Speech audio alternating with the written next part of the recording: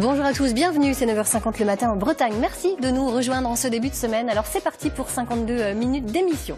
Notre invité fil rouge ce matin, c'est l'énergéticien Jean-Luc Bartoli, naturopathe de formation. Il en est convaincu, chacun est responsable de sa santé. Il ne prétend pas guérir mais favoriser l'auto-guérison de ses patients. Il nous en parlera dans quelques instants, ainsi que de son livre sorti aux éditions Ouest France, Au cœur du mystère des guérisseurs. Nous l'évoquerons tout à l'heure. Au sommaire également, comme chaque lundi, notre coup de projecteur sur une innovation bretonne avec Stéphane Gramont. Ce matin, de la peinture à base d'algues. Eh bien si, ça existe. Une création de la start-up AlgoPaint, implantée près de Rennes. Son PDG Lionel Bouillon est avec nous. Tous les lundis, grâce à Stéphane Gramont, nous découvrons dans l'émission des sociétés bretonnes qui ont fait de l'innovation leur mot d'ordre. Eh bien, on ne déroge pas à la règle aujourd'hui puisqu'on va parler d'une société qui s'appelle AlgoPaint. Et vous allez voir, elle va nous surprendre. On reçoit Stéphane et Lionel Bouillon, le PDG d'AlgoPaint. Bonjour Stéphane, alors Bonjour, vous allez encore nous Laurence. surprendre ce matin avec une innovation bretonne. Effectivement, parce que certaines personnes, le pétrole, ils ne peuvent pas le voir en peinture. C'est peut-être votre cas. Et justement, cette société utilise non pas le pétrole pour ses peintures, mais les algues. C'est effectivement la particularité d'AlgoPaint. Dites-moi juste, donc que dirige Lionel Bouillon, dites-moi comment des algues peuvent remplacer les particularités du pétrole dans la peinture. À quoi ça sert? Bonjour Laurence, bonjour Stéphane, bonjour. Il faut savoir qu'aujourd'hui, les algues sont déjà utilisées dans la cosmétique. Et le projet, nous, est parti de ce constat-là en disant on les valorise, on les mange, et voir aujourd'hui comment on pouvait partir de la chimie, du végétal, la chimie de la cosmétique, pour l'adosser à la chimie de la fabrication des peintures. Donc c'est de ce schéma-là qu'est parti le projet en 2008. Ce projet a été incubé à l'origine dans l'entreprise familiale qui s'appelle Fellor, où on est parti de ce constat-là, puisque à l'origine le marché de la peinture est un marché mondialisé. Face à nous, on a 4 grands acteurs qui maîtrisent aujourd'hui plus de 70% du marché. À travers des marques que vous connaissez tous, comme Dulux Valentine, Tolède, Seigneurie, Guittet, Gauthier. Toutes ces marques-là appartiennent à des fonds d'investissement qui sont pour la plupart basés à l'étranger et qui, depuis plusieurs années, continuent à se développer et à croître. Alors justement, Laurence, vous avez dit start-up tout à l'heure dans votre lancement. Et or, l'entreprise Fellor qui abrite AlgoPaint, c'est une PME qui a déjà tout ce qui est de plus classique, je dirais. Et alors, comment ça s'est passé en 2008 justement? Vous y faisiez allusion quand vous avez dit dites donc, beau papa, on va arrêter le pétrole. Maintenant, on va mettre des algues dans notre peinture.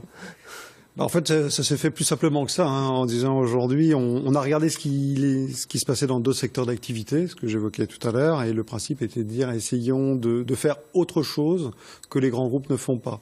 Moi, je pars breton d'origine que je suis, on voit toujours qu'à côté des baleines, il y a toujours à manger. Allons chercher et nous positionner sur un marché de niche. En 2008, on parlait déjà de développement durable, on parlait d'économie circulaire. Breton que je suis, attaché aux couleurs de la Bretagne, je me suis dit, essayons de voir si on ne peut pas trouver en local des matières premières que l'on puisse valoriser dans nos fabrications de peinture, au lieu d'aller les chercher à l'autre bout de la planète. En termes d'empreinte carbone, ça serait certainement beaucoup plus pertinent. Le deuxième constat, c'était de se dire, sortons de la chimie du pétrole, on parlait déjà d'énergie fossile, de tarissement des énergies fossiles, voir comment on pouvait valoriser la chimie du végétal. Et le troisième constat s'est imposé à nous en disant aujourd'hui, les algues poussent sur le littoral breton, elles sont à nos portes, elles sont cultivées et récoltées chaque année, valorisées dans d'autres secteurs d'activité, essayons de voir si on ne peut pas les interfacer dans notre domaine d'activité. Mais quand vous dites essayons de voir, là, c'est le processus d'innovation moi qui m'interroge et qui me fascine dans votre histoire. Vous saviez que à force de chercher, on allait trouver, ou c'était l'inconnu total? Parce que c'est un sacré pari quand même. C'est un pari osé, mais quelque part, on est amené à innover parce que le marché bouge, le monde bouge, il faut bouger avec le monde. C'était ça ou mettre la clé sous la porte à l'époque? Non. Le but, c'était de dire vraiment, faisons autre chose que les autres ne font pas, mettons dans notre projet des valeurs. À travers une filière courte, une empreinte carbone faible, un produit sain pour un habitat sain, un produit sans polluant pour l'air intérieur. Et le but, c'est vraiment dans l'algo, il y a vraiment un projet collaboratif. Si l'idée, je l'ai eue en 2008, de 2008 à 2012, on a développé le projet. On l'a développé avec l'école de chimie en partenariat. On s'est adossé, quand moi l'idée m'est venue par Yves Rocher, qui aujourd'hui valorisent la cosmétique et la filière locale depuis des années et des années. Je les ai appelés, ils m'ont mis en contact avec Ifremer. Ifremer m'a mis en contact avec le CEVA et l'aventure Algo est partie de vraiment ce travail d'équipe et projet collaboratif dans ces valeurs. Aujourd'hui, on savait que ça allait aboutir. Les spécialistes, enfin les scientifiques vous disent ça devrait marcher, mais sauf que voilà. Ça a pris le temps. On a mis du temps à construire le projet, puisqu'entre 2008 et 2012, vous voyez, donc dépôt du brevet, il nous a fallu 4 ans pour développer nos premiers prototypes, vérifier déjà la pertinence du produit par rapport aux attentes du marché. Maintenant, quand vous mettez des valeurs et que ces valeurs sont entre guillemets universelles, à un moment ou un autre, on est sûr que le projet il va avancer naturellement. Alors nous, on est très curieux quand même, parce que du coup, ces peintures-là, avec ces algues, au niveau des composants, est-ce que ça fonctionne aussi bien qu'une peinture classique ? Est-ce que ça accroche aussi bien? C'est des questions toutes bêtes. Qu'elle accroche, qu'on s'arrache pas les cheveux pour repeindre notre salle de bain, que ça tienne un petit peu de temps, que ça reste pas sur l'éponge quand on la lessive. Est-ce que ça marche aussi tout à bien fait. Non seulement ça marche, mais tout le travail que l'on a mené est le fruit de notre retour d'expérience des 50 années de l'entreprise familiale, où nous, ça fait 50 ans qu'on fabrique de la peinture. Ça a été de dire oui, on innove, oui, on se positionne sur un produit, sur un marché de niche, mais quelque part, c'est le marché de demain. Et c'était de dire aujourd'hui, capitalisons sur notre savoir-faire en termes de fabricant de peinture pour rendre le projet Algo aussi performant qu'une peinture classique du marché. Aujourd'hui, au-delà d'être un produit sans polluant dans l'air intérieur, c'est un produit qui se lessive, qui s'applique très bien, qui couvre très bien. Il suffit d'aller voir les réseaux sociaux. Et moi, je dis, le juge de paix, c'est le consommateur. Et aujourd'hui, si les grandes enseignes de bricolage comme Leroy Merlin nous ouvrent le référencement national, c'est que quelque part, notre produit aujourd'hui nous permet de répondre aux attentes du consommateur.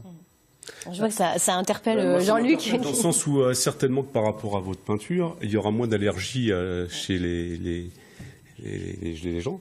Et puis lorsqu'on voit tous les toxiques et tous les produits polluants et tous les problèmes que ça engendre au niveau de la santé, là, ça, c'est une super initiative et que ça peut être qu'encouragé. C'est clair. Est-ce que, justement, on peut mesurer... est-ce qu'aujourd'hui, la toxicité, entre guillemets, de la peinture traditionnelle dans un habitat, c'est quelque chose qu'on a su mesurer?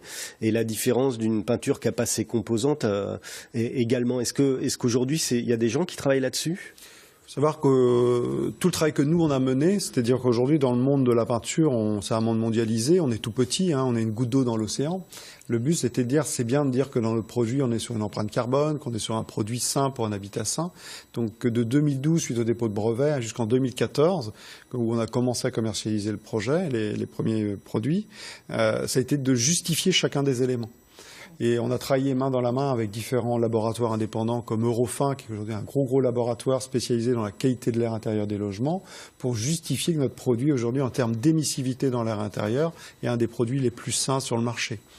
On a travaillé également avec Quantis, qui est un cabinet donc spécialisé dans l'empreinte carbone, permettant de justifier que l'empreinte carbone de notre produit, les algues venant de moins d'une heure de l'usine, sont directement acheminées, ne viennent pas d'Inde et ne viennent pas des 4 coins du monde. Alors, vous parliez des grandes enseignes, parce que fabriquer c'est bien, mais vendre, à un moment c'est bien aussi. Les grandes enseignes, qui ont pignon sur rue, qui ont des années de pratique, elles ont été aussi faciles à convaincre que votre beau-père? Mon beau-père était plus facile à convaincre que les grandes enseignes. Ça a mis plus de temps. Moi, le projet Algo, chaque année, je fais le chemin de Saint-Jacques-de-Compostelle et je considère que le projet Algo, c'est aussi long et il faut autant d'énergie pour porter le projet. Simplement, je reste convaincu que comme on est porteur de valeur, les grandes enseignes se sont dit, là, il y a vraiment un produit qui est différenciant. Comme je vous disais, aujourd'hui, le marché des grandes enseignes de bricolage est détenu principalement par 4 grands groupes. Ces grands groupes, aujourd'hui, maîtrisent tous les canaux de distribution. En marché professionnel, c'est à peu près la même chose. Nous, on a d'abord commencé par 15 magasins à l'époque, en mars 2014, avec Monsieur Bricolage, qui est venu à nous, qui a trouvé le projet pertinent et nous a demandé de l'adapter au grand public. Et en parallèle, Leroy Merlin s'était intéressé à nous également. Donc on a commencé d'abord avec 3 enseignes où le magasin, les retours ont été très bons. Après, ils nous ont ouvert 5 magasins sur le territoire national. On est passé à 10 cette année. Et là, vous voyez, ils nous ont invités à présenter l'ensemble du concept auprès de leurs 130 magasins. Et on part sur un 2018. Donc l'idée gagne. L'idée gagne les rayons. Voilà. On va mettre Olivier Dauvert sur le coup, notre chroniqueur. J'ai bien l'impression, on va faire ça. Concernant la pollution, c'est qu'en fin de compte, c'est quelque chose qu'on ne voit pas et c'est difficile de quantifier ou calculer ce qu'ils ne voient pas. Ce qu'on ne voit pas. Par contre, j'ai une certitude, c'est que les gens que je vois en consultation qui sont des peintres, que ce soit peintres en bâtiment ou en automobile. Lorsque je vois les dégâts que ça fait concernant les problèmes de poumons et les problèmes de peau, il faut savoir que tout ce qui est produit toxique, c'est des produits qu'on va retrouver, ne serait-ce que par la respiration ou ne serait-ce que par rapport au simple toucher, dans le sang. Et ça pollue le sang. Et déjà, en fin de compte, les études, c'est sûr que c'est bien les études, mais en fin de compte, il suffit déjà de constater que sur certaines personnes, ça engendre des dégâts qui peuvent être vérifiables. Moi, déjà, je vais convaincre tous les gens que je vois qui sont peintres d'utiliser, parce que ça existe, d'autres moyens et d'utiliser des peintures qui sont moins polluantes. Ben voilà, comme ça, une nouvelle mission pour vous. Très bien, j'ai un nouvel ambassadeur. Voilà. Merci Jean-Luc, merci Stéphane.